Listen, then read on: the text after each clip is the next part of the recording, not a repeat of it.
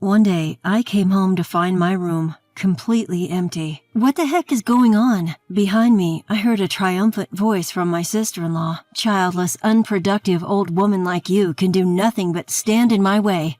Get out. Sister-in-law was trying to move me out and take over my parents' house. I was single. That is ridiculous. I'll thoroughly investigate your wicked scheme. My name is Catherine. I'm a single 40-year-old office worker. It's not that I've never met someone good, but for various reasons, I ended up never getting married. Sometimes I feel lonely, but, well, that's life. I've reached the age where I can accept that marriage isn't everything. Being single is indeed carefree. Plus, there's a matter of taking care of my parents. I have one older brother, but he lives far away from our parents' home. My brother left our hometown to pursue his career, and since our father passed away 3 years ago, my mother had to live by herself. Living not too far from my parents' home, I became concerned about my elderly mother and decided to take the plunge and live with her. Now it's just the two of us, two women, enjoying our peaceful days. However, my mother, whose mind is still sharp, broke her leg a year ago and has become disabled. She has difficulty walking with a cane, and she mostly moves around by car or wheelchair. She's somewhat disabled in the house as well, and has become in need of care. Because I am single and able to live with her, she has been taken care of. If I were married and living elsewhere or living far away, it would have been quite difficult, so I guess it's been all right that I'm still single. Yeah. That said, while I'm content with my life, there's someone who's not happy about it. My sister-in-law. My brother married a woman who is much younger than him. So even though she is a sister-in-law, she is younger than me in her early 30s. A young sister-in-law. My brother's family lives far away, but they come home for the holidays like Christmas and summer vacation. However, for some reason, every time they visit, the sister-in-law is harsh towards me. This past Christmas, when my brother's family came to visit us, the sister-in-law came over and whispered in my ear, "Catherine, still mooching off your parents, I see." What? No, I'm not exactly mooching off them. Living at your parents' home at 40 years old and being single, if that's not a parasite, I don't know what is. Is that so? Yes, I'm raising 3 children, you know. Do you get what I mean? What do you mean? The population of our state is decreasing, isn't it? Our family is contributing to the population increase. Singles like you are truly harmful. Harmful?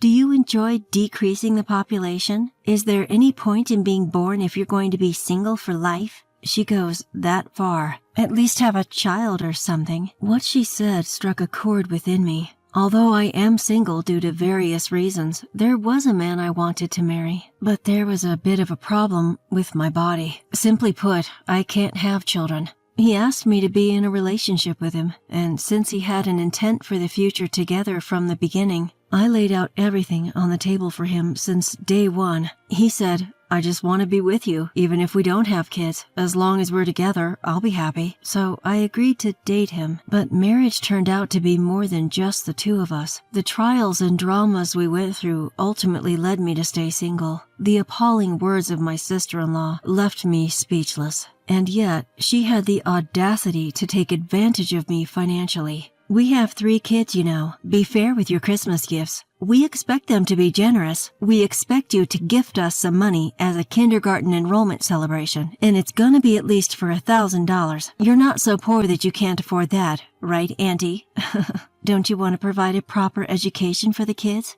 Oh, right, you don't have any kids, so you wouldn't understand. But I let you have the joy of raising our kids, so pay for their extracurricular activities. It's like she thinks if she uses the kids as an excuse, she can get away with more money. Sure, I'll give gifts for occasions, but I don't understand why I have to bear with her tisk-tisking after she checks the amount of money in the envelope on the spot. And why should I be the one to pay for their extracurricular activities? When I bring it up to my mom or my brother, they make incredulous faces, unable to believe such audacity of my sister-in-law because they haven't seen it. That's right, she only ever behaves this way when it's just the two of us. She's pretty slick. This past New Year's holiday, she immediately opened the New Year's gifts I gave to my nephew and niece. It was while my brother was out of the room, having stepped away for a moment to help my mom with something. She spat out, "Huh?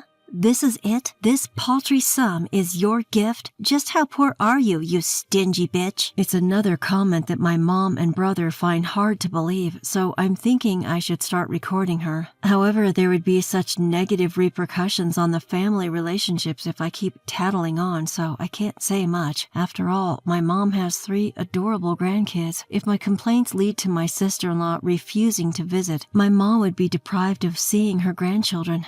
That would be too sad for my mom, so I just need to be quiet. If I can just dismiss her harsh remarks, everything will settle down. That's what I thought, until the situation completely changed one day. It was a weekday when my sister came over. It was during the week, so my brother was at work and I was working from home. My mom was at a senior daycare center. The kids were at the daycare and they were going to their maternal grandparents straight after. My sister-in-law was visiting me alone. I was wondering why she was here on such an unusual day. Then she got right down to business. You know, I've been thinking that we should move in here. Excuse me? Talk about a bolt from the blue. What on earth is she trying to say? You mean move in? That's what I said. We've been thinking of moving in here. Who's we? Our family. Where exactly? Don't make me repeat myself. Into this house. Why? Because I'm pregnant with our 4th child.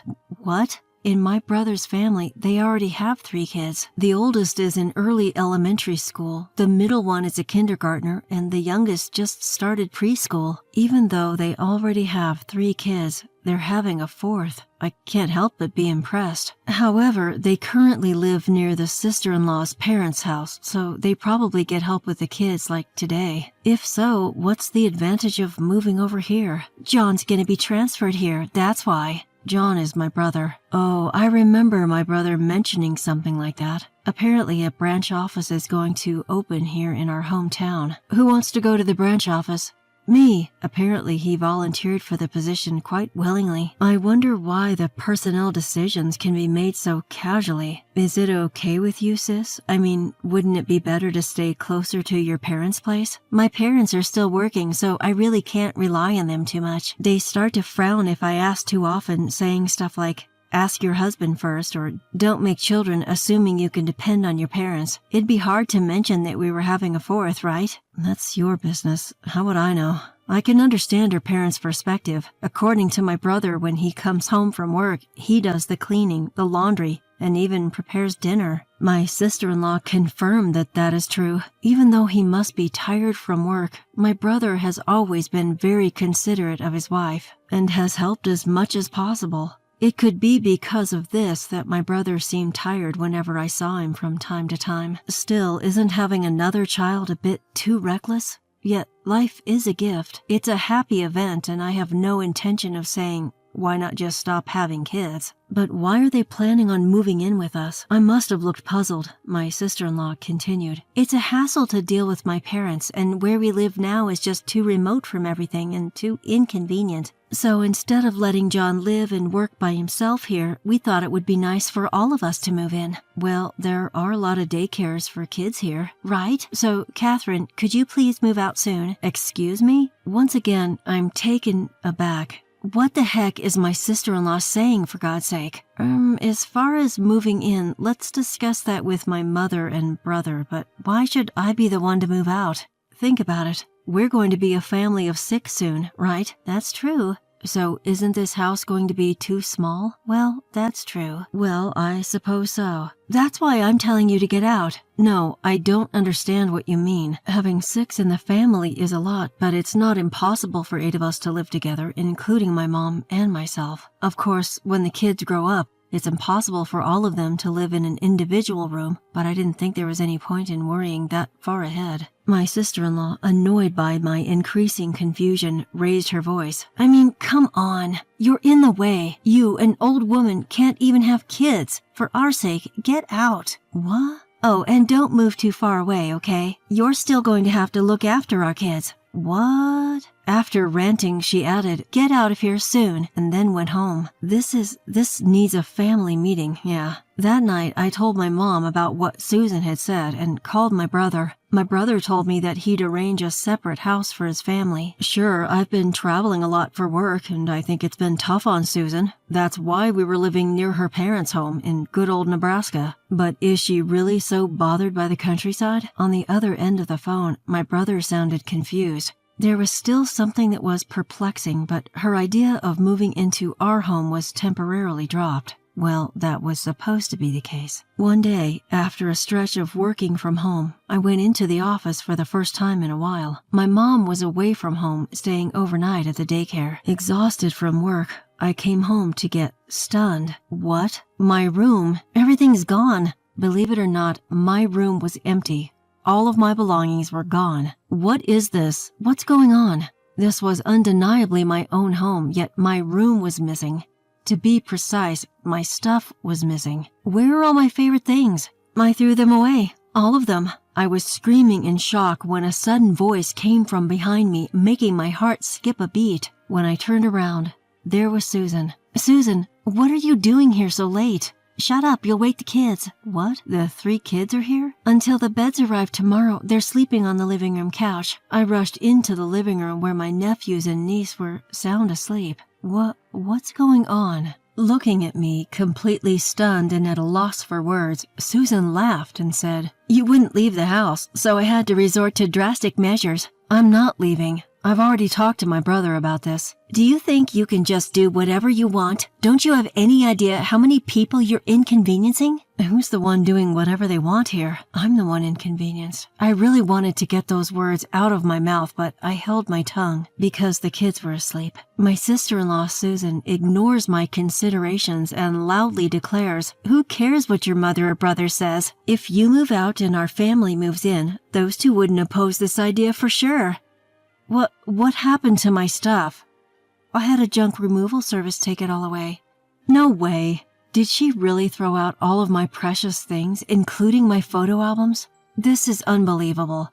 Come on, if you understand, then get out. Wait, no arguing. I tried to resist, but she's younger and stronger than me. Overpowered, I was thrown out of the house, right there. It was at night, and making a fuss wouldn't do me any good. She ignored the doorbells and the phone calls as well. With no other choice, I spent the night at a no-frills hotel. The next day, I took a day off from work and rushed home. As I was about to unlock the door and enter the house, Susan came out faster. "Oh, Susan, I tried to contact my brother but couldn't reach him. Let's talk anyway. My husband is on a long business trip abroad. The time difference makes it hard to get in touch with him, you know. I was about to leave, so make sure you look after my kids."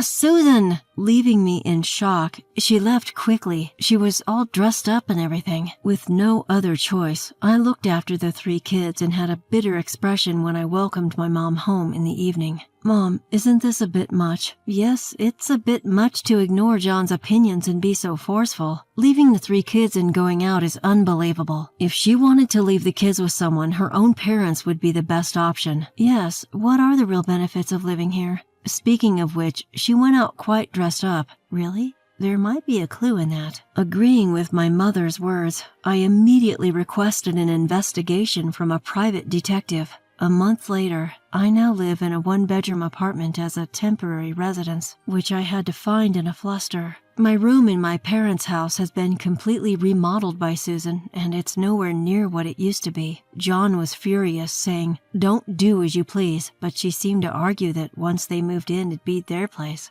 And she also seemed to say things like, "You're often away from work, aren't you? I thought it'd be nice for the family to stay together, so I came along. Raising children is really hard. It's just natural to live together with your family and get help from them." When he mentioned that my mother was in need of care, she responded, "Catherine is there, isn't she? She's just at home all the time. She must have a lot of free time." I'm not sitting around, I'm actually working from home. But Susan seems adamant about not letting me back into the house. Don't you dare think you can get away with this bullshit forever. We're gonna have a talk. With that assertive statement from my brother, a family meeting was held today. "Why so sudden? I'm pregnant." Let's wrap this up quickly, okay? Susan grumbled as she rubbed her still not visibly pregnant belly. Ignoring her, my brother, Mom, Susan, and I, 4 adults, huddled together in the living room. By the way, we've left the kids at a weekend daycare. First off, Susan, please apologize for disposing of my belongings without my permission. At my words, Susan scoffed and said, it's your own fault for not moving out sooner. Without an ounce of hesitation. People like you who can't even have kids should just live in a run-down apartment. Yes, it's true that I can't have kids, but I was living together for Mom's sake. But your mother-in-law would be happier living with her grandkids than with you, Susan said, looking at my mom. My mom replied, of course I'd be happy to live with my grandkids, but hearing this, Susan smirked triumphantly. See? Did you hear that? It's much more meaningful for us to live together than an unproductive person like you. But, ignoring Susan's words, Mom continued, if they were my real grandchildren. Huh? Susan was dumbfounded, not understanding my mom's words. At that moment, my brother presented a large envelope. What is this? The result of your affair investigation. My brother responded calmly. Huh? Susan seemed surprised and stared at my brother, who continued speaking, unflustered. You thought we wouldn't find out, didn't you? What are you talking about? I didn't cheat on you. Really? So these pictures are photoshopped, huh? In response to Susan's denial, my brother spread several pictures on the table. In them, wait, no. There were photos of Susan flirting with a guy. I thought it was strange when you forced us to move away from our parents who help with the kids to move in here. But the city is more convenient, isn't it? But you're not even using any childcare services and pushing the childcare onto Catherine, aren't you? Well, I need a break too. Then why not use the childcare service like today? It's a waste of money. Do you think I haven't given you enough money? I'm saving up for our future. What does that mean when our bank account is down to 0? Saying this, John spread the bank book. Indeed, it was completely 0. What? Hey, why are you just looking through that like it's nothing? It's our family money. Of course I have the right to check. So, where's the savings for our future? Well, in a different account. Oh, really? Let's see that bank book then. I don't have it right now. Where is it? Well, As I watched her continue lying, Susan finally stumbled on her words. Although it wasn't particularly hot, sweat trickled down her forehead. Maybe in the attic? At that moment, John smacked the table hard. Enough with the lies. Can you still make excuses in front of this picture? Oh, sorry. It was just a momentary lapse of judgment. You've been having an affair with this man for a while. Ever since we got married, right? The guy told me. What? No, why did you talk to him? He's got a family too. He told me everything under the condition that I wouldn't tell his wife. What? He betrayed me. The one who betrayed us is you. Susan seemed flustered in front of John's angry face, but eventually she seemed to regain her composure and the sweat had stopped. Then she said, well, I do regret the affair. I won't do it again. Of course not. But I think it's better not to divorce. It's better for the kids to be with their mother, and more importantly, I'm carrying a new life in my womb. You don't want to be apart from the child, do you? Looking at me, Susan continued.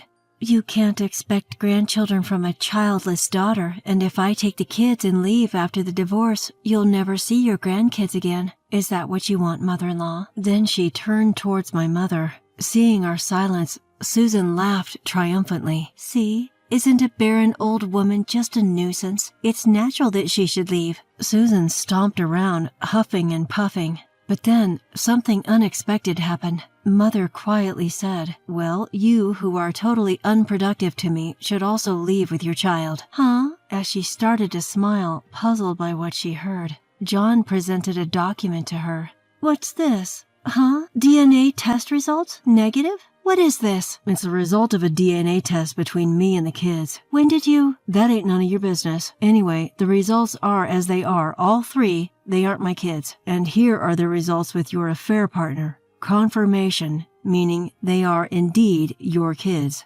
What? Huh? My kids ain't mine, meaning they're not my ma's grandchildren. They're complete strangers. No way. It ain't a lie. You knew it, didn't you? You knew, and you pulled a cuckoo move on me, didn't you? I didn't. That's what the other guy said. You said, it's sad that our children can't live together as a family, to him. Susan looked so pale she might fall over at any moment. And then my mom gave the coup de grace. So you're a burden because you can't bear my son's children. Please pack up and leave with the kids and hurry. What? Are you going to throw us out into the street? Such young kids? You monster! It was then that Susan cried out, trying to elicit sympathy. The monster here is you. A different loud voice echoed through the room. Susan spun around and her eyes bulged. Dad? Why are you here? And Mom too? Yes, there stood Susan's real parents. They've agreed to take all the children once I explain the situation. You stupid daughter! Can there be a more disgraceful story as a parent? I'm sorry. Apparently, Susan can't hold her ground against her father. Her face turned blue as she sobbed. John, and to his mother, and Catherine, I'm really sorry for my stupid daughter. We'll definitely make her pay for the damages. Damages? Wait a minute. I can't afford that. Are you going to pay for me, Dad? No way. I'll front you, but you're paying me back even if it takes you a lifetime. So, her father took Susan, who was seriously on the brink of tears, away without waiting for a reply. Her mom, who kept bowing deeply to us in apology, was quite memorable. Even though they're good parents, they raised such a daughter. Raising kids is tough, isn't it? I found myself musing about this in a rather carefree way. Then afterward, my brother John ended up getting a divorce without a hitch. The money for the alimony and what she had splurged on her infidelity was apparently paid off all at once by her parents. The kids were taken back to their grandparents' home. They had often been left there before, so it seems they're growing up just fine without any confusion. The kids didn't do anything wrong. John, who had always thought they were his real children, said this with a touch of sadness. There's no way you can accept it when you're suddenly told they're not yours. I'm hoping that one day John's emotional wounds will heal. 3 years later, John found a good match and had his real child. But that's another story. As for my brother's ex-wife, Susan, she gave birth to her 4th child, and sure enough, when she tested it for peace of mind, it wasn't John's child. Under strict supervision of her parents, she seems to have been working like mad from morning till night for a while, but she seemed to continue her relationship with her lover undeterred. In the end, her affair was also exposed to her lover's wife. After the huge fight, more alimony was incurred, and it seems she was kicked out of the house by her parents. No one knows what became of her after that. As for me, I'm living peaceful days while taking care of my mom, same as always. In fact, the personal items she disposed of were all retrieved on the same day by contacting the waste disposal company. On such a peaceful day, a familiar face appeared before me. It's been a while. The person smiling before me was the guy I once thought of marrying. I couldn't forget about you, and I have been single all this time. Even my parents finally gave in. They have a rather selfish reason. My brother got married and had a child. They told me I could do as I please about marriage. Caught off guard, he presented me with a ring. It may be too late, but I can't think of anyone but you. I want to help you take care of your mother, so could you please marry me? Unable to hold back, my face crumpled in tears. Without hesitation, I jumped into his arms, where he held me with a gentle smile.